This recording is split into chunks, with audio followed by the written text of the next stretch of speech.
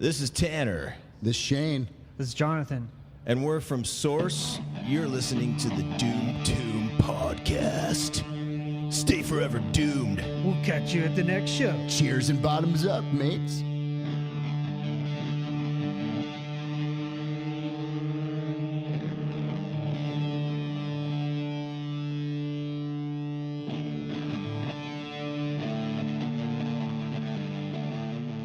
Hello, everyone, and welcome to the Doom Tomb Podcast. My name is Chris. I am your host, and today we do part 2 of the interview with Kirby from Pedestal of Infamy.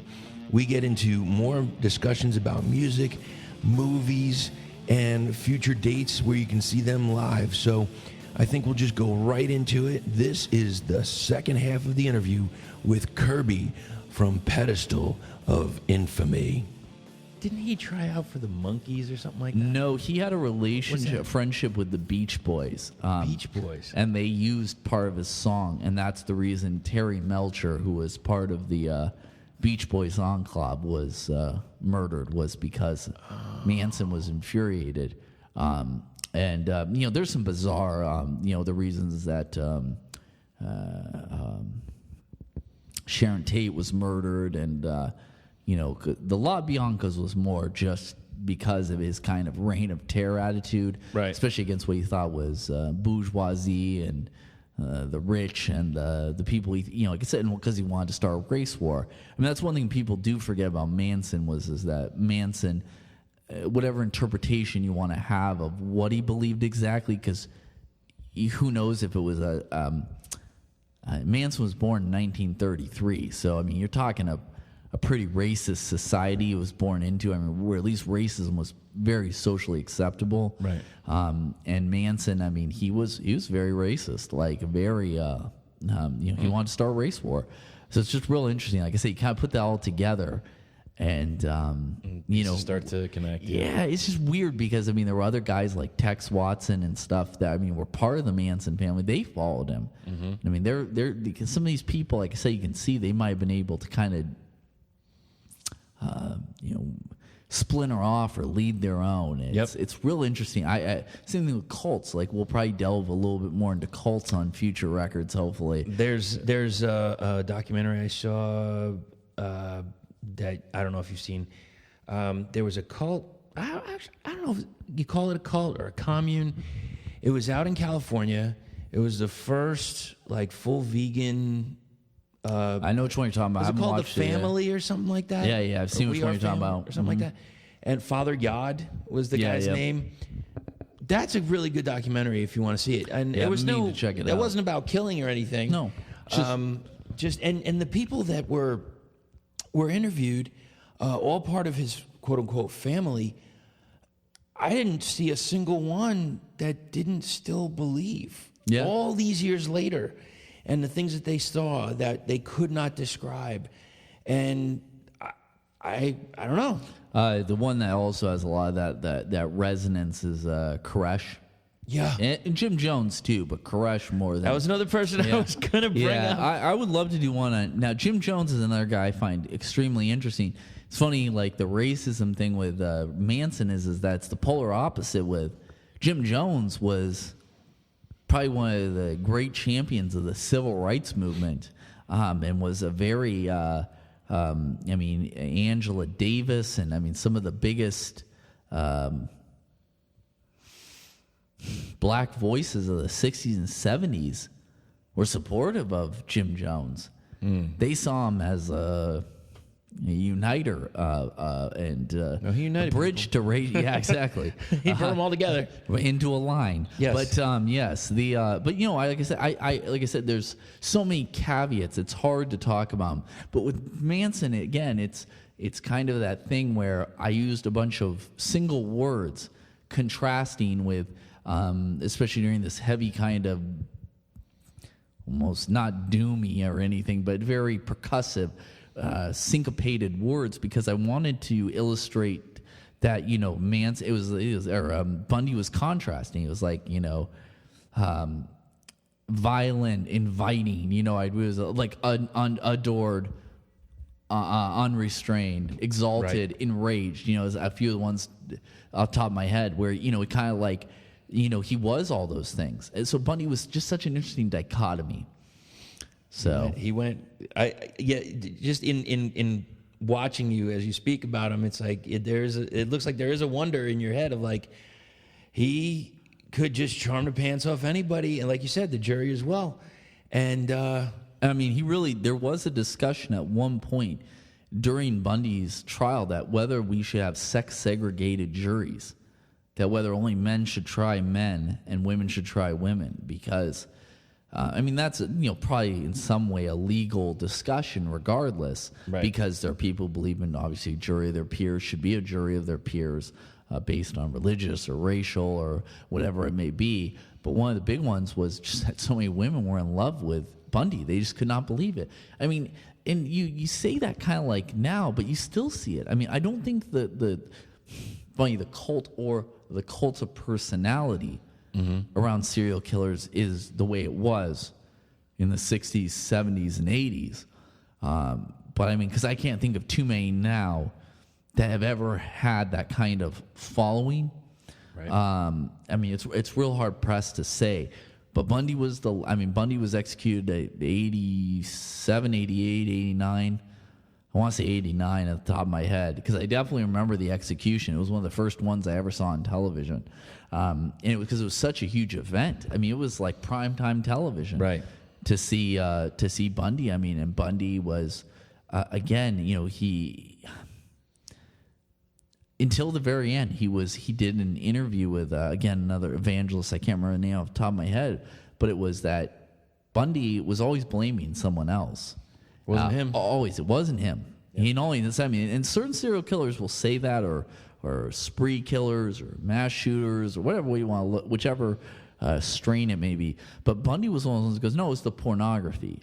And so this preacher, you know, basically has him on his last interview, I mean, shortly before he was executed. And, you know, it was like the dangers of pornography. And, you know, was it pornography? Probably not, to say the least. But it was one of those things where, I mean, people do ask about the sexual sadism. And to me, it's like, well, pornography, you know, and I'm not speaking as an expert on human sexuality or the psychology or sociology of it.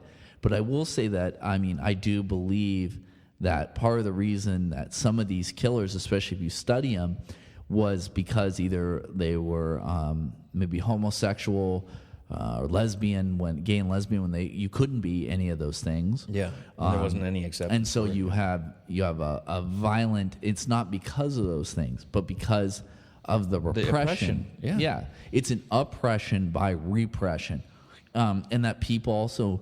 I mean, just things simple, like people like rough sex or BDSM or whatever it may be. Right. If they, you know, the outlet wasn't there, or the, you know, a lot of those things, I actually think that, you know, that's what staves off a lot of it. So, which actually lends nicely into the final lyrical track of the record. The Riverman? The Riverman. Hometown. Not going to say hero, but... okay. One of the lesser-known killers. The name, obviously, Gary Ridgway, most people who have even interest in serial killers couldn't even tell you who that is. Mm-hmm. But that's because he's better known as the Green River Killer. Now, like I said, I grew up with this. Also, an excellent Ann Rule book is The Search for the Green River Killer. Gary Ridgway is one of those people whose repression slash...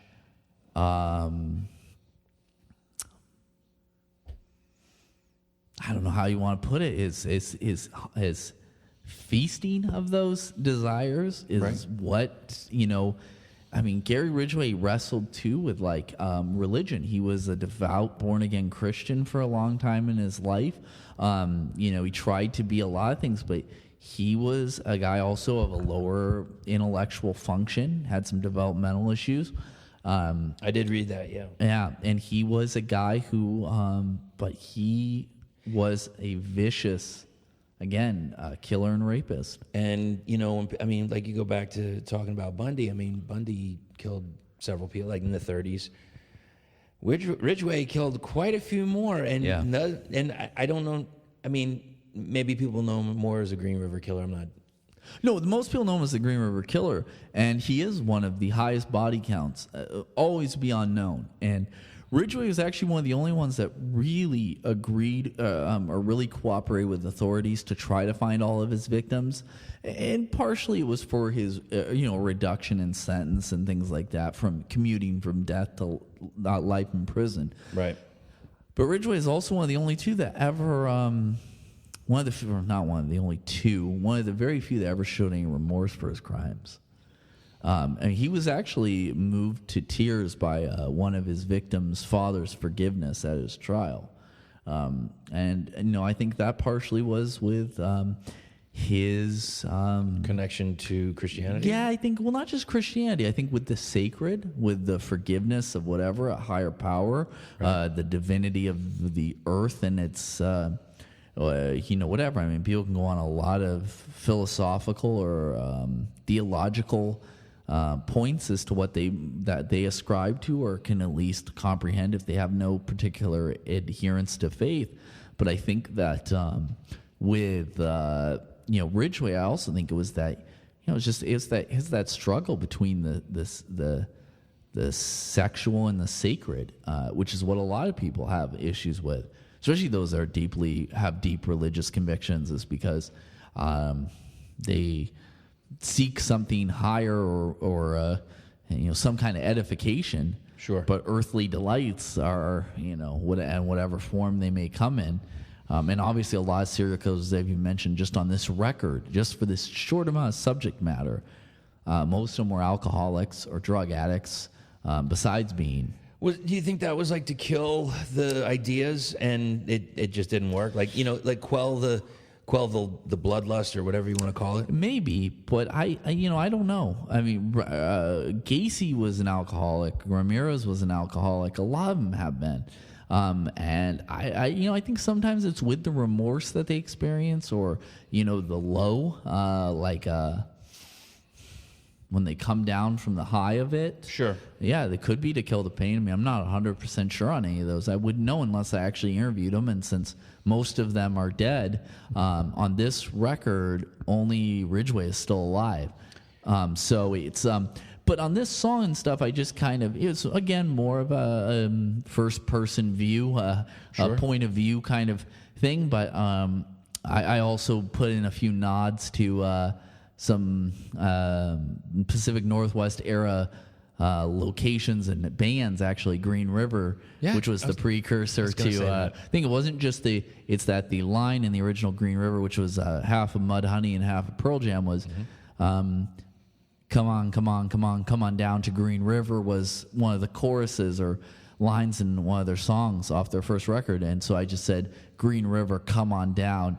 And then it segues into another great band, which is Poison Idea. Right. And it's Feel the Darkness Now, because I've also always thought the term Feel the Darkness, I love the idea, which is a song also about the Green River Killer that they wrote. So like I said, I like that inner connection or inner community of acknowledging my influences openly, and where it comes from too, because I want these artists to know that, or to it's kind of almost hip hop, I guess, kind of going back to that. Like, I want to name check, I want to drop, some kind of, line or reference, because I think it's fun. I think that's probably one of my enjoyments of things. And you're showing your knowledge. Yeah. Well, I like to do that too. It's almost a form of respect in a way. It is. I do. That is an extreme. I like to show the respect. But yeah, Ridgway, I think, is one of those ones. I do think those that were remorseful, I think, are extremely interesting, because it's one of those things where you need to know, is it real that people actually feel that way? Because most of them don't show any kind of remorse at all. So for Ridgway, like I said, it could be a combination of factors. The other thing I think was always interesting about Ridgway, kind of a Jack the Ripper kind of ways, is that, he preyed upon runaways and prostitutes, and a lot of killers do. Those that they... wayward people, people they think that won't be missed, will be forgotten, and a lot of them are. Same thing with Dahmer and things, or they went in. Dahmer was especially preyed upon minority communities, largely Southeast Asian, Laotian, and stuff like that. I'm kind of paraphrasing, but I remember hearing that story where there was somebody in his house and they thought it was a squabble, like a lover's quarrel. And they put him back and they sent him back. And I was, oh, God. Yeah, those two cops who were they basically, it was a Laotian immigrant, or a Laotian kid. And because a lot of Southeast Asian people are very young in appearance, kid was only like 14. He's like, oh, he's 20 or he's 18, and it's, and Dahmer was, one of his people. And I don't want to put that out there. I don't want to present that or postulate that as some kind of, just as a reference here that I'm bringing up these points about some of these killers' racial views or the way in which their cases were handled as some kind of social or political commentary or an endorsement of any kind of I'm stating as a matter of fact, and because it's an important part of it. I think it is a dynamic that needs to be addressed, but I don't use it to further an agenda or a narrative like I think a lot of people might or a lot of people do. I think it's just you also have to put this into a context of time period. Sure. And I would say until maybe the last 15, 20 years, but even ongoing right now, you have tons of crimes where, I think the only reason a lot of cases are known now is because of the power of the internet and because of tools that people can use to reach a lot broader audiences. It's like the kid on the milk cart, face on the milk carton, but to such a like almost an extraterrestrial level. It's funny. I just saw the remake of Death Wish or the reimagining. Did you see it? Yeah, I just saw it actually a couple days ago. So, what do you think? I was going to see it. It's interesting because Does Roth do anything better? No, God, no, not even close, not even most. I mean, you don't have Jeff Goldblum raping anybody. In fact, it's interesting. They're actually, for those who might be apprehensive about seeing it because of maybe their own, if they have an issue with an on-screen depiction of rape or sexual violence, there actually really isn't any. I mean, there is a little bit of a kind of molesting. Yeah, more inferred. Whereas, the it's kind of like the way I always feel the Last House on the Left remake didn't go as full bore as obviously the original 72 film from Wes Craven, which is always interesting to me. Again, talking about, God knows how many of these kind of people probably watch these kind of movies. Like this was the only kind of that extreme violence and stuff. And it's not... insinuating that this is the reason. Not only was this a catalyst, or that there's some responsibility. In fact, if there's one thing I've learned in true crime, especially historically, from the past couple centuries since pulp, especially in the last 150 years. Pulp magazines, penny dreadfuls, detective, magazines and comics. I mean, especially in the post-World War II era, or the last, roughly 100 years or so, where that culture really started to emerge heavily, is that nothing the media, music, movies, books, none of them. I mean, you could say, like I said, it's always the classic that Mark David Chapman, was the catcher in the rye is the reason he killed John Lennon. It's like, not at all. No. But, yes, he referenced something, and people can reference stuff. But, I mean, I would like to do one of these days. It's funny you talk about the greatest, school mass murders. I mean, the Bath, Michigan school bombing was in 1928, 29. Right. So it's like, hey, how was it violent hip-hop or on-screen brutality or something like that? None of these things existed. I mean, you barely could get any of that in a literary form.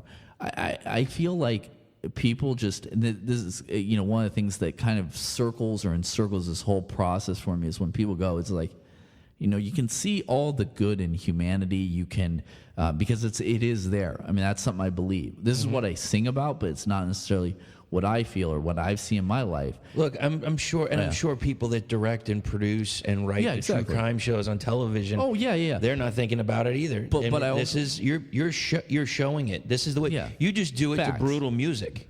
True, and because it's an excellent soundtrack. But for me, where kind of going with that is that humanity is the devil too.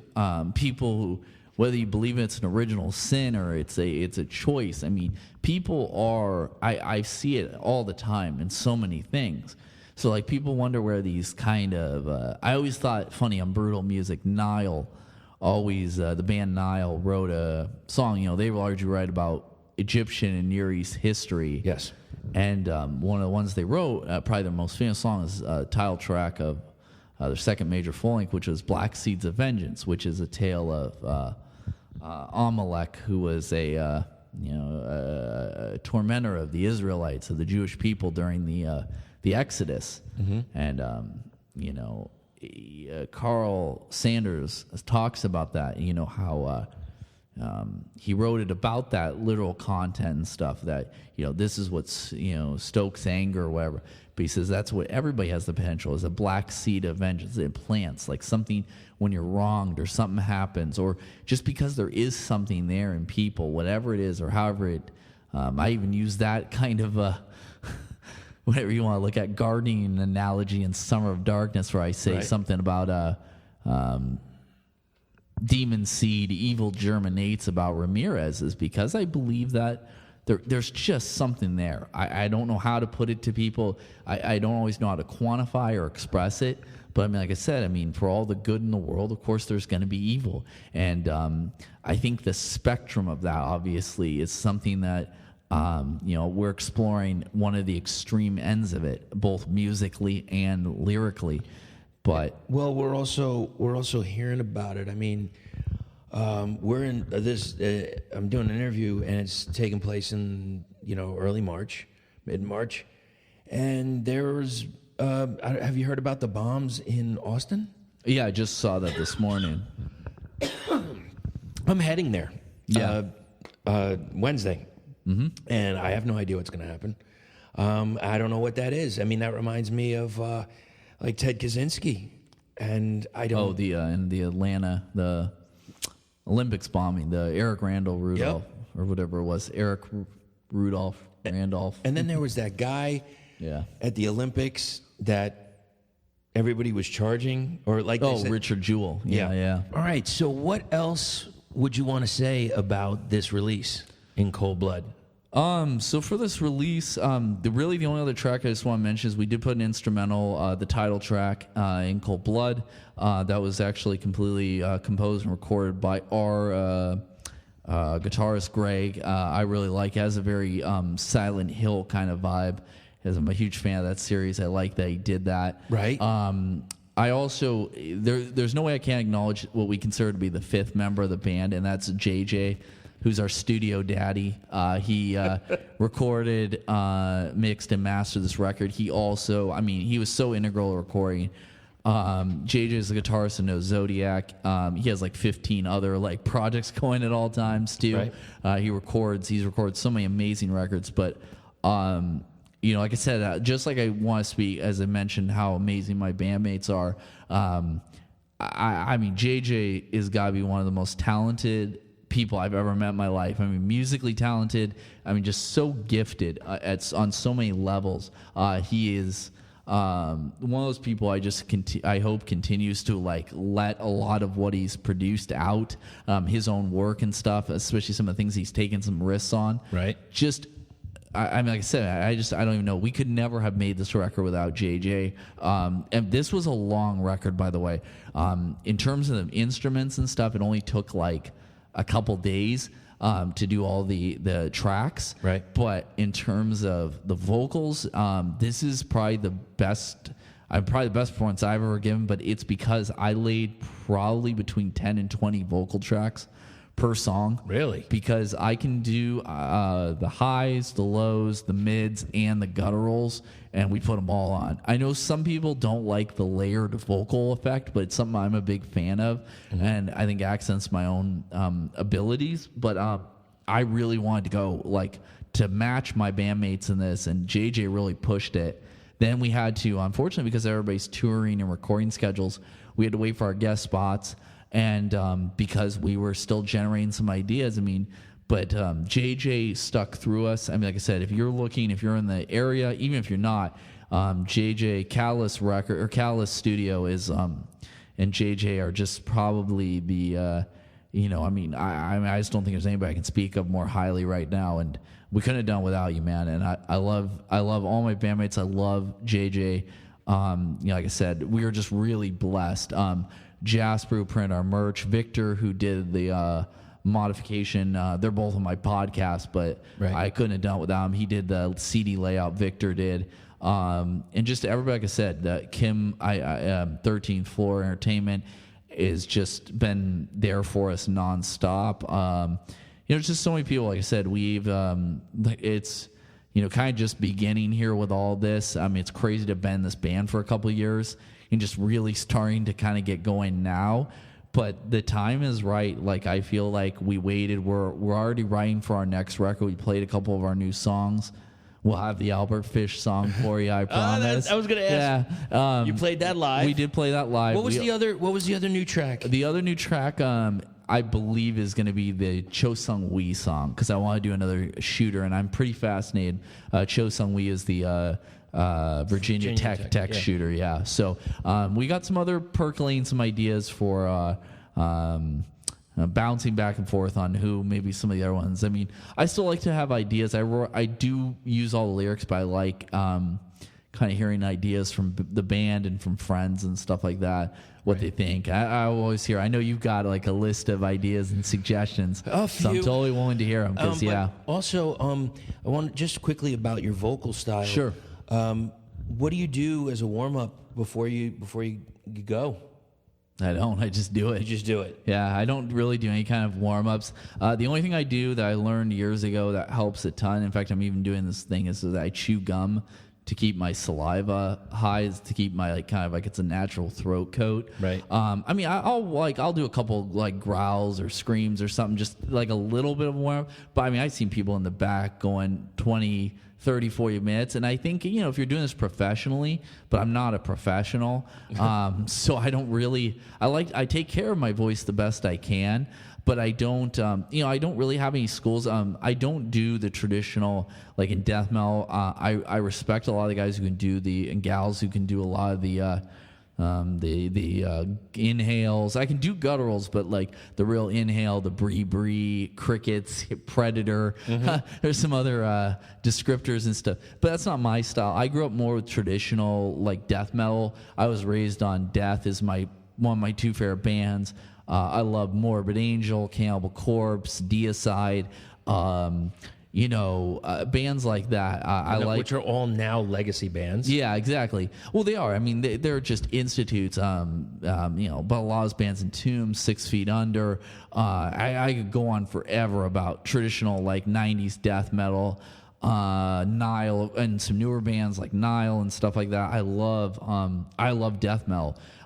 You were asking about black metal. I always like black metal too. I think there's some great black metal bands, doom metal, stoner metal. Right. But when it comes down to subgenres, I don't know why. But death metal, maybe it was the horror movie aspect. There were some bands that were already doing stuff about serial killers. The style that I could imitate it from even when I first started. First time I tried to do a death growl myself, I just couldn't believe that I could actually do it. And I don't know, again, maybe it's like a serendipity thing, but I just felt like this is the musical style I was supposed to do. And I like being able to do, I do the highs. I've been in more melodic metalcore bands or hardcore bands, but I like growling. I don't know. I like nothing wrong with that. I like, yeah, exactly. It's what you're drawn to, right? Yeah, I love that feeling when it's just that guttural, like. Well, one of the reasons I ask is primal. I always thought this was like a interesting way. I saw this. I think it was on Headbangers years ago. Randy Blythe, Lamb of God. So they had him, unless I'm mistaken, they had him go outside and run around the block, run up the stairs, and then do the vocal. And it was like this way more breathiness, but it was shouting. It was like you could tell that it was intense. Mm-hmm. And I was wondering, that's what I was trying to get at, was like, is there anything that you do like that to change your vocal, or you just No, it's just there is a practice element though to it. Like I definitely not like I'm sitting there in front of the mirror doing it, but like singing along to bands and stuff. I hear things I like. I definitely have largely had similar sounding voice. I just get more. I harness it more. I get more control over it. I probably would be a better vocalist if I invested more time in it. But I like again having kind of a primal, unbridled style where it also isn't 100% sounds the same on every single track or every single thing. Right. And that's why I like the layered effect too, because I can do it. A lot of people can only do one type of vocal, and I like doing multiples. It's difficult to replicate live to be able to do all those. Right. So I usually stick to highs, lows, and maybe a little bit of the mids, but I some gutturals. But I mean, well, for it all me, comes across. Yeah. It comes across on this release without question. Yeah. Well, thank you, man. I appreciate it. Now I want to go into just a few quick names. Sure. I'm just gonna rattle them off. You tell me whether there could possibly be a song about them. Okay. Are we ready? Sure, man. All right. Elizabeth Bathory. Oh, yeah. I think one of the things we've talked about is doing more of a historical. So, like, you have your Elizabeth Bathory. The Countess. The Countess, Blood Countess. Jack the Ripper. Some of the ones from the I think Bela Kiss. I know I'm pronouncing it wrong, Hungarian. But some of those ones from like the turn of the century or the old one, obviously like some more historical Vlad Tepes and stuff. I mean, a lot of people like the very horror ones.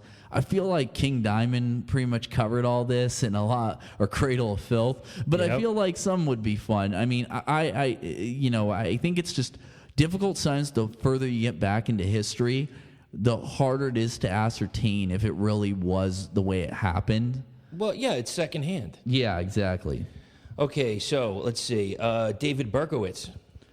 Yeah, Berkowitz is one of those ones where I feel like, I don't know. Berkowitz could definitely happen. The Son of Sam thing, I think, is fascinating. My old band actually used a sample from Summer of Sam, right? The Spike Lee movie, because it's just so perfect.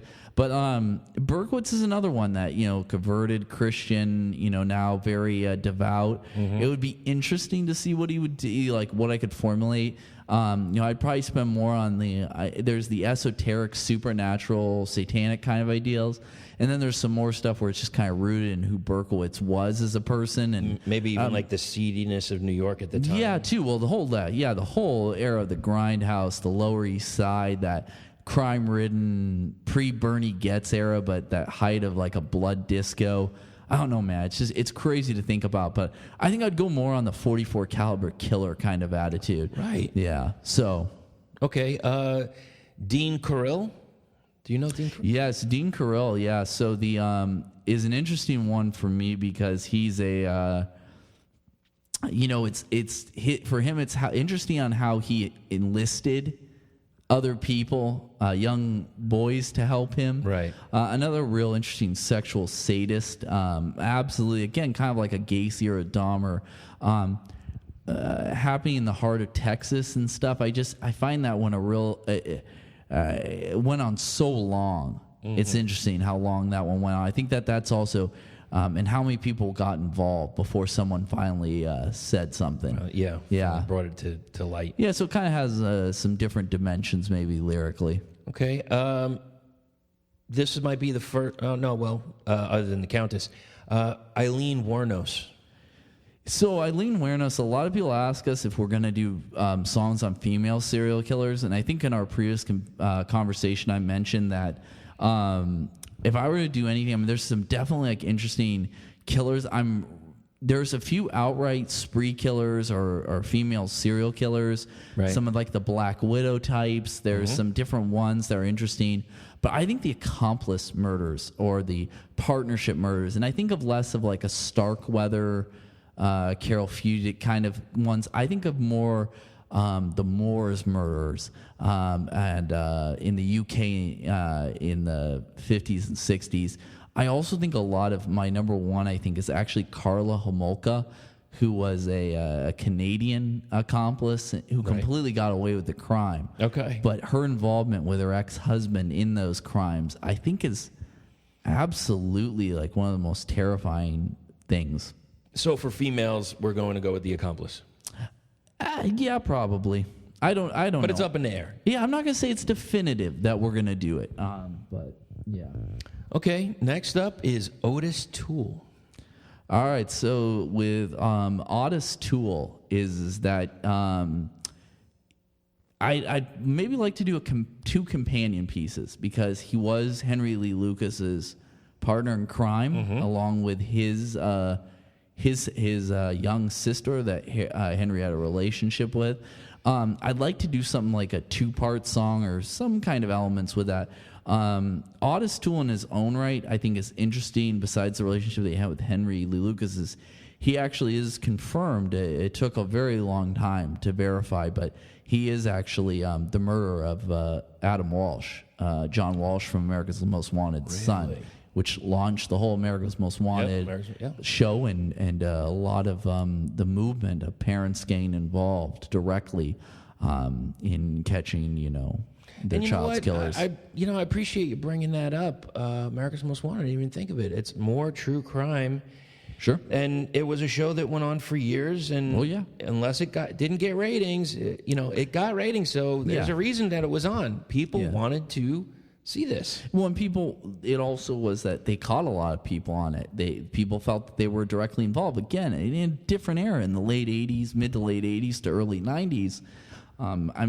Cops is also one of the other biggest shows. Those were both on Fox, and people were, this was all new. It's like there's even kind of it's a funny thing. There's a was it Anchorman 2? Okay, that the whole reason that Ron Burgundy launches the 24-hour news cycle by following a car chase in Milwaukee. Yep, and people are, but that's true. There wouldn't be world's scariest police chases version 55 if people didn't like this shit, didn't love it. I go, people have a bloodlust and a bloodthirst. It just varies to degree, but people like excitement and they have an interest in, like I said, the lurid details. It just varies on different levels and plateaus for people depending on what they're really into. It's like some people want to know all the details, and some people just want to know enough to be like, oh, my pulse raced a little bit or whatever it is. It's kind of like going on a roller coaster or whatever. I mean, it's not, I'm not trying to put that as a direct analogy because of the loss of somebody's life or whatever. But that's one thing with, I would say in general with serial killers and most murderers or criminals is it's going to happen anyways. And it's horrible that happens to innocent people. Again, awful. It is. But I also think that, it's been happening forever. It's going to continue to happen. And, you hope to discover some of the reasons of why people do it in hopes of maybe some preventative measures. But I also think it's that just as much as, it's kind of weird. It's almost like a war movie. It's like, God, they produce so many war movies. And it's like, that kind of started slowing down after Vietnam. When you talk about the Great Wars, the World War I and World War II, as horrific. I mean, I just went and saw with my father this year Dunkirk in IMAX, and it's like, man, I don't think since Saving Private Ryan has it felt that like real. Right. It's like, people actually went through this. So again, there is a thrill no matter which way you look at it. And I go, you don't have to go, hey, I'm glad this happened, because that's not what anybody, or at least very, very, very, very, very small percentage, I would say, would think. But I do believe that people just have an interest, a curiosity. Absolutely. And through that, they might have an appreciation. And I also, it's like I said, I know a lot about the history of most of the victims of a lot of these people. Right. Because of, you want to know all the sides and you want to know why it happened. What's making that person that and did it most tick, of those people were forgotten people. They were cast out, runaways, societies, It's now weird to go turn on the news and hear someone use sex worker in a positive light. I mean, I don't think until the last few years we've actually come to the idea that people who are sex workers are human beings. I think Yeah. I mean, that really is with only the last couple of years. People go, "Oh, we loved them," But I said, "But do you ascribe them any level of humanity?" And I'm going, again, going back to this weird puritanical circle we seem to be in now in society, where we're kind of going back to, I don't know why, and I don't want to go off in a derivative of that, but I think it's weird that we're very sex positive, but we're still extraordinarily sex negative. Same thing I think with it comes to, and I think that repression is the reason some of these crimes are at least exacerbated, because they're still happening now. And it will continue. And they will continue. So, what about Dennis Rader? BTK. Well, as a death metal band, I feel like the almighty Suffocation, also one of my all-time favorite death metal bands. I would love to cover their song Bind, Torture, Kill. Okay. But yeah, Raiders interesting mainly because another one that really blended into society. I mean, a father, a husband. I think he was a deacon at his church. It's part of the reason how he was caught by using the church computers to send his manifesto and mocking notes and threats to the police. Right. And he was also one of those dudes who, he was, like a Ridgway. He laid in wait. He had a lot of on and off periods and stuff with his crimes. But, just an absolutely, if you want to see something chilling, Raiders one who's completely also unfazed, unmoved, doesn't care. When he goes off at his sentencing, his trial, it's probably one of the most, in any political or any true crime case, I don't think I've ever seen any defendant more matter of fact about their crimes than I do Dennis remember Rader. reading that, yeah. Oh, it's in his voice and stuff. It's like, this fucking math teacher did this. It's that kind of thing. That's not what he did. That wasn't his profession. Right. But you look at him, and it's like somebody who taught geometry or something. But, he was, he was just an absolutely monstrous individual. But he really, really kept it under wraps for a long time. So maybe we'll see here. Again, so many people beat us to so many of these great song titles. Doesn't mean you can't write another one. Look, I know. There's 100 million love songs. Everybody sings about love and loss, and True. it could just be another one. Danny Rawling. That's actually one I don't think I'm too familiar with, to be honest. Danny Rawling. He was. He did. The name sounds familiar, but it's not one I'd have to look it up. He was a serial killer in Florida, I believe it was. There was something that caught me about him. I remember because I was from Florida before moving out here. The Gainesville Ripper. Yeah, and Yes, I do remember this one. It's his name that I couldn't remember. do you remember it was at the trial or something? He was singing like a country song or something like that. It was really just so bizarre. Yeah, he at his execution, he sang a gospel hymn, but made no statement. Yeah, he was. I do remember this one. Yeah. Okay. Yeah. And the reason I remember it, this is how I remember him. His, I'm just reading, I think it's just the Wikipedia. His murders inspired screenwriter Kevin Williamson to pen the script for Scream. Yeah. That's the reason I remember him. Yep. So yeah, interesting. Well, maybe we could do that. And lastly, the Zodiac Killer. Was the Zodiac Killer ever found? I didn't think there so. is no definitive closed case that I'm aware of from the San Francisco PD on the Zodiac. I think the Zodiac, it's kind of like the Texarkana murders, the town that dreads sundown. Right. I think it's just so mythic that even if they ever do find them through some kind of proof, right. I think it's just too long ago. I think that, really, they've obviously suggested a lot of people, especially with the Zodiac. A lot of people are like, oh, my father was the Zodiac, or, my relative was. I think the Zodiac's an interesting case, but it's also one of those ones because not knowing more about the motives or the reasoning, it just becomes, with the Zodiac, it would almost be like almost a fiction song. Mm-hmm. So reality based, but the lyrics would have to be almost like fictional because you don't know it all yet until the you don't. You really don't know, and so it's like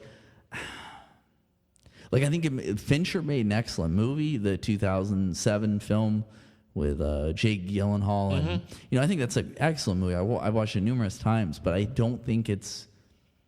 I think that kind of some mediums tell the story better too. I think it's a very, like I said, mythic. It's very visual, not grandiose in a traditional sense, right? But it is grandiose. I mean, that film was almost 3 hours long because. The Zodiac Killer, is very short. That's another one about Berkowitz too. Berkowitz was one of the only ones who used a gun.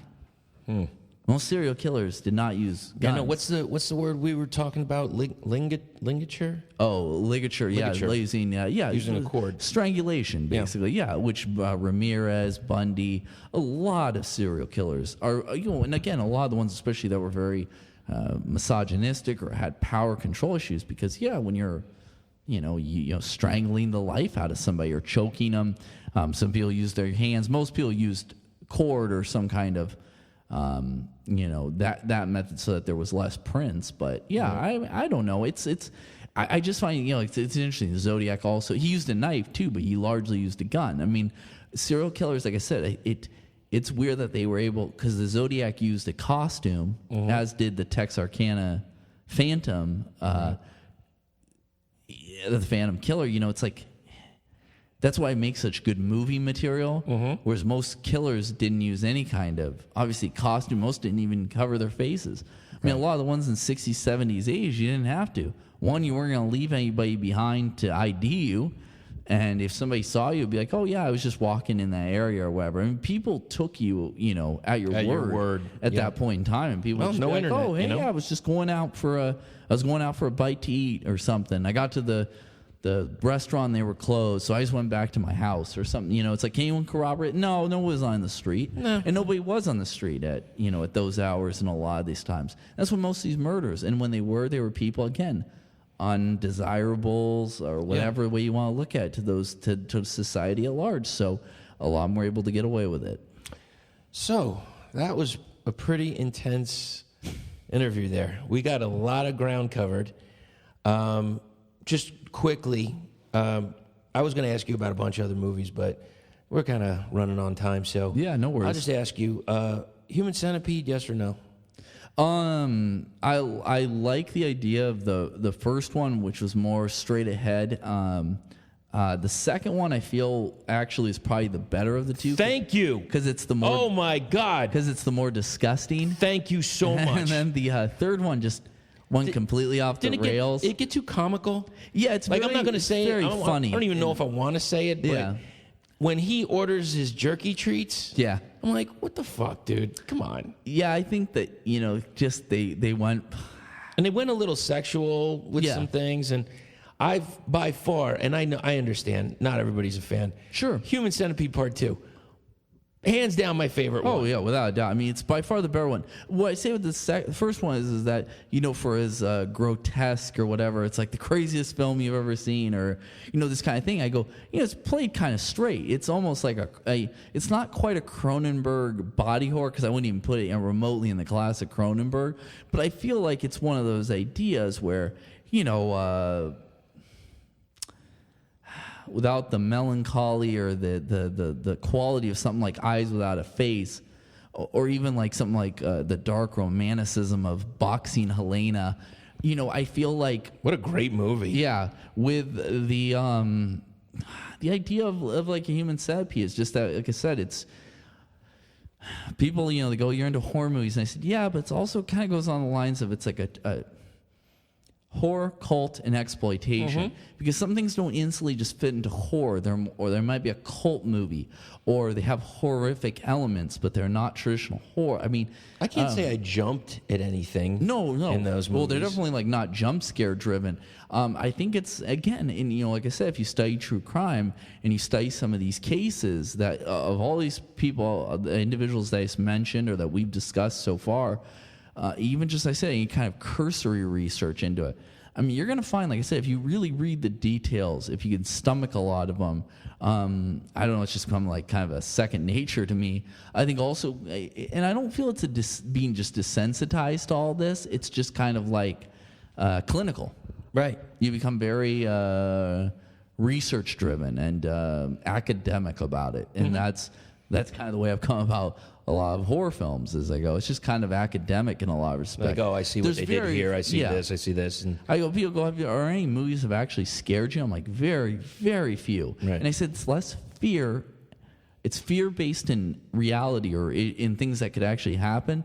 But more importantly, it's rooted in if a film, it's not that it scares me, if it's unsettling. right. And there's a few films that have truly unsettled me. Okay, And there's one film that has been brought up on the podcast when I asked Sure. of a favorite horror film, The Watchers. The Watchers. The Watchers. I don't think I've seen it, man. No? Unless you're talking about the old movie with Corey Haim, Watchers from the Dinar Kunz novel. Oh, wait a minute. Maybe I'm thinking of a different... Wait. Oh, my God. Wait. Yeah. Wait. What's the movie? Okay, so they're in hoods all the time. Strangers? Them? Yeah, The Strangers. Okay, because I was going, I'm like, I think you know what it it is? I'll be honest with you. I did an interview with a band called The Watchers. Oh, okay. See, And there it goes. It's The Strangers. That's the one. That's the one that so many people say that's the movie that it gets me every time. And Oh, yeah. I actually just did a review up on cultfollowing.co of the new sequel, Strangers Pray at Night. It's a good movie, but it's definitely not the original. I think that is my number one fear is home invasion. Right. I think the fear of intimate crime is the best way I can describe it. I think The Strangers is a great slow burn. Without reason. That's the whole point. They have no reason. Exactly. And I think a lot of the great home invasion type movies, Last House on the Left, Hills Have Eyes, House on the Edge of the Park. Did you like the Hills Have Eyes remake? I loved the first one. I loved it. Second Absolutely one of my favorites. The second one wasn't as good. I didn't think so either. It's a very roughshod movie. That build up, man. But the first movie, holy shit. And if you like that, you're going to love Strangers Pray at Night. If you like the Hills Have Eyes remake. That's where I found a lot of the same energy. It's just a fun movie. But for my mini review there. But for The Strangers, yeah, I think it's a great movie. I would say there's a bunch of movies. If you also like that, there's a movie, a French film called Them. Yes. East, and Yes. it's a great movie too. I actually just talked about on the last episode of the podcast, but a lot of the home invasion kind of stuff. Mix it up, everybody. A lot of people, that's why they make so many possession movies. People fear demons, poltergeists, specters, whatever. And I think that, obviously the fantastical stuff like vampires, werewolves has become more of the underworld. Zombies have become more of the Resident Evil. It very becomes cartoonish, video game-ish. Yeah. It's hard to make those things more scary the way they used to be, as it is about real fears.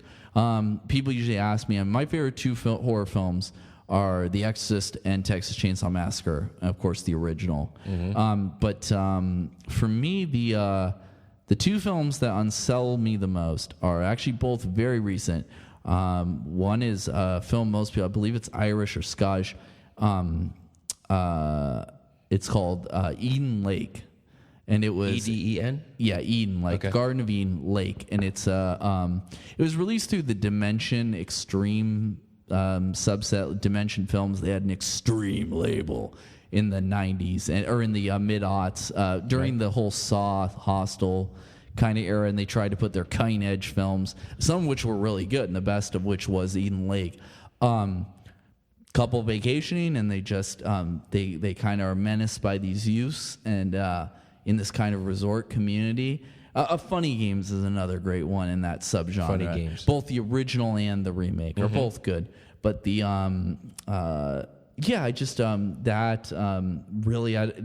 the way it builds, and I don't like happy endings in movies. I like realistic endings. I'm well known for my espousal of that, and I love movies where kids get killed or kids are the killers.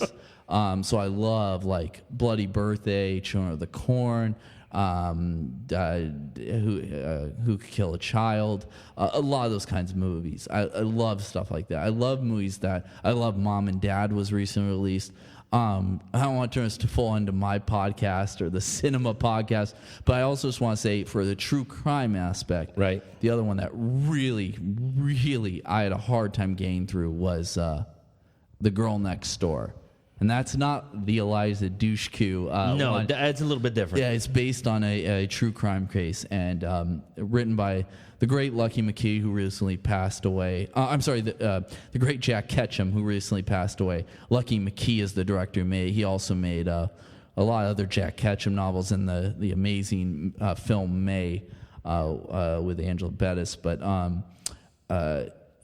I mean, I've heard people say stuff like Cannibal Holocaust. You know, they had a few other movies they just had a hard time getting through. I'm like, oh, that one for me. I love Cannibal Holocaust. So the one for me was The Girl Next Door. I really had a hard time getting through that. There's something when it's more mental that gets me than like gore to me. It almost seems comical. Oh yeah. After a while, well, more gore all the time. Gore is the best. I'm a total gore hound, and I go because it just goes over the top. And it's just fun. Right. It becomes slapstick. I mean, Evil Dead 2 and films like that. A lot of early Peter Jackson movies, Dead Alive, also known as Brain Dead or Bad Taste. Bad Taste. Yeah.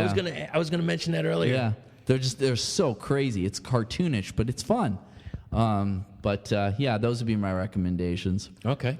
But before we get into another 4 hours here, we probably should start wrapping it up. We're gonna wrap it up. Thank you, brave listeners of the Doom Tomb who have been able to endure this. Now we have a question that was asked by the previous band, and that was the Watchers. Sure. And the question is, why do you do this? Because you were home. We do this. I mean, I do music because I am an incredibly angry person. I have a lot of anger, and I like to put it into positive outlets. And to be able to transform that energy into something is important to me. I'm a huge fan of music, and I like to be able to contribute. I believe in a life of consumption and creation, that you have to have both, and you have to keep a balance. And so for me right now, especially with where the band is, we really are. I feel like I'm getting more into the creation side of existence, and I always try to do that with everything I do, and it can manifest in many forms. But in artistic elements, I think it's paramount to to be able to offer something, whichever way you do it. I mean, it doesn't even have something you have to offer in your lifetime. It's whatever you leave behind, and whatever people have ideas of the afterlife or what comes next, and what remnants will be of their earthly endeavors, I don't know, but I do believe artistic ones usually, besides those contributions you make, like to your family, your friends, the human elements, volunteering, your civic responsibilities. I think the other one is that I do this because I want to, if one person goes, oh, I really dug that, or I was inspired by that, more importantly, to be able to do their own thing or whatever. If I did that for anybody, in any way, in anything I've done in my life, I did it for myself, but if I can, subtract the selfishness, right, that's what matters. I truly believe sharing that community and that history. This is history. I mean, with this band specifically, people go, this is a very morbid history, or you're talking about the ill breed of society. And it's like, well, true, but I also I'm doing this because all stories need to be told in some way. And it's all here. Yeah. I mean, you were talking about NWA earlier. Those are true stories. They are. Or as true as they're telling us, Sure. Those are stories from the street, and this is just another story. Exactly. And the music complements it well. And I'm in a band with brothers and a sister, and, I feel like we're in a place where we're creating music that is different, too. That's another thing I do love about this band. I hope to bring some interesting lyrical content because the music is very diverse. We are experimenting a lot. I mean, to some people it's not at all any kind of experimentation, but to us it's like, I can't think of a band we sound like. Right. So I said that's another goal accomplished. Perfect. So, yep. And with that, do you, sir, have a question to ask the next band? Yeah, so you can clean this up and rephrase it, but I feel as a true crime oriented band, we have to ask some kind of question of that. Sure. And I believe in a band, the best question is to ask is murderous intent. So you can create or craft the scenario as you want it, but I would love to have some kind of question where it's like a Donner Party situation. Like the Donner Party, like the cannibals. Oh, yeah. Like, what's the situation? Who's gonna get killed first and eaten in your band? Who do you think is gonna get killed first and eaten in that kind of situation? Or who, if you're even feeling a little bit more randy and open, who do you want to kill in the band? Or who do you think in the band? You want to go first? Yeah, who do you think should go first? If you're compelled to kill or something like that. I don't know. Like I said, you can clean it up and rephrase it. I just kind of spitballing when you mentioned it. But I said, I think we should ask some question like that. I always love those ones where, and it's not to pin members of the band against each other. It's just because I hope they have the sense of humor that I have. Oh, I'm sure and I they do. really hope they all answer in unison. The same individual. That's my only hope. So. Oh my God. Yeah. Well, look, Kirby, this was an incredible interview. I'm so glad to have had you on. So honored to be here, man. It's such a different interview than the interviews I've done in the past, and you can talk about pretty much damn near anything and make it interesting. I try. Now, before we go, could you please tell me how do people find you on social media and say the name of your podcast again? Sure. So if you want to check out, we are Pedestal of Infamy is the band. Our debut record here is out. It's called In Cold Blood. You can pick it up on Bandcamp physically. With the CD, you get 3 bonus tracks in addition to the 5. But you can also download digitally at $5 or pay your price. Again, we appreciate any interest and support. We do have some limited merch left, some shirts, stickers, pins, and patches. Just email us to the Bandcamp. You can check us out on Facebook, Instagram. I do not believe we have any kind of Twitter or some of those other mediums or platforms. But the main ones are Instagram, Facebook, and the Bandcamp. So please check us out there. If you'd like to hear more from me, especially me speaking, you can check out, especially on films, I'm on Cult Following. That is cultfollowing.co for the website. If you put in Cult Following, 2 separate words, into iTunes, Spotify, SoundCloud, you can also check us out there. I believe we have multiple streaming sources. And we are kind of in recession right now because we're creating something new, but we also do repertory film screenings under Cult Classics AZ.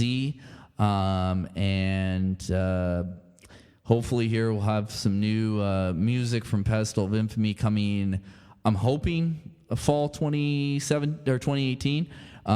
You can catch us. The only show I have right now that your listeners know, we are playing June 6th.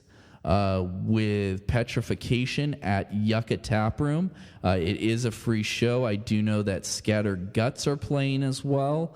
So it's going to be a great lineup. I believe there's one other band. I was just quick looking at my phone to see who that other band was because I can't remember. And to confirm, because I keep telling people the wrong date. But it is Wednesday, June 6th. It is a free show. It's part of Petrification's Hall of the Void tour. I believe they are both on Las Vegas Death Fest and I want to say Maryland Death Fest this year as well. So definitely worth checking out. That's going to be a killer midweek show. Yeah. Well, we do a lot of the midweek. We are opening, so if you work as early as I do, you can catch it out early. Other than that, man, all I can say is thank you so much, Chris. It's been a huge honor, and thank you for all the Doom Tomb listeners. We really do appreciate your interest and support. And if you have any questions or want to chat further, please hit us up via Bandcamp, and because I get those messages, and be happy to take it from there. Thank you so much. Thank you, man. Cheers. Take care. Cheers. All right, a big thank you goes out to Kirby from Pedestal of Infamy. And I think that we're just going to go right into a track now. This is another track off their EP, In Cold Blood. You heard the description. You know what the song is about. This is The Riverman.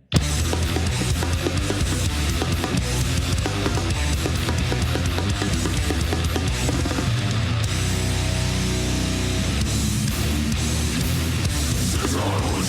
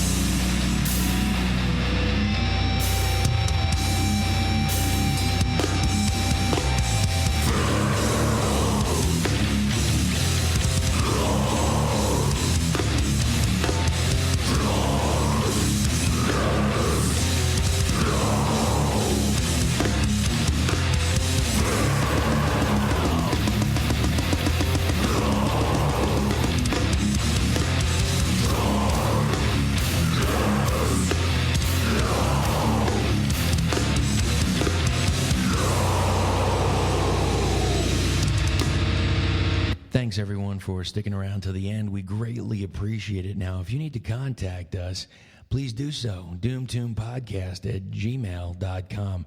You can also reach us on Instagram and Facebook. Follow us. So when we go to a show and we post some stuff, you can check it out. See if you like the band. Go over to Bandcamp, buy a little merch. It's all a great deal. Next week, we've got Warcloud and an interview with them from Tempe, Arizona at Yucca Tap Room. That was a fun interview. And after that, we go over to Austin. And we were at this Stoner Days Fest, which was amazing. It was a great couple days. Part of like the South by Southwest thing. And we got a lot of interviews there. So there's a lot coming up. So, all right. I guess that's about it. Until that time, until next week, until Warcloud hits, keep going to the shows. Buy some merch every once in a while, crank it up, and stay heavy. I enjoy marijuana more than most things on Earth.